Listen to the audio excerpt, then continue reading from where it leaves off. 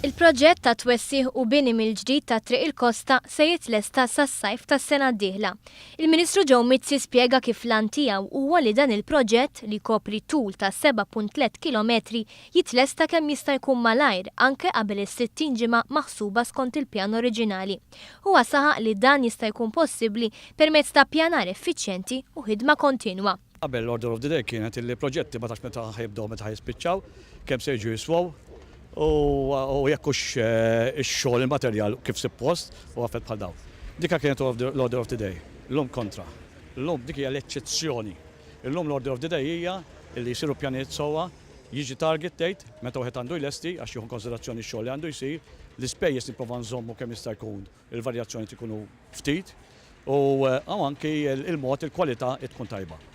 Il-proġett se jwassal biex tiżdied is-sigurtà f'din it-triq arterjali li ta' kuljum tara kważi 18,000 karozza. Fil-fatt, Triq il-Kosta twesset sabiex jinbnew żewġ karreġġati fuq kull naħa. Il-proġett ser jiswa madwar 53 miljun euro, 58% ta' din l-ispiża hija finanzjata minn fondi tal-Unjoni Ewropea. Il-Ministru Mizzi saħaq li dan huwa biss wieħed mill-ħafna proġetti li għaddejjin u li qed jiġu ppjanati għażmien li ġej bilan li tiżdied is-sigurtà fit-toroq u titnaqqas il-problema ta' traffiku. Joe Mizzi fakkar li l-Gvern wiret sitwazzjoni fejn kien hemm ħafna proġetti mwiegħda minn gvernijiet preċedenti li ma kienx hemm fondi disponibbli għalihom.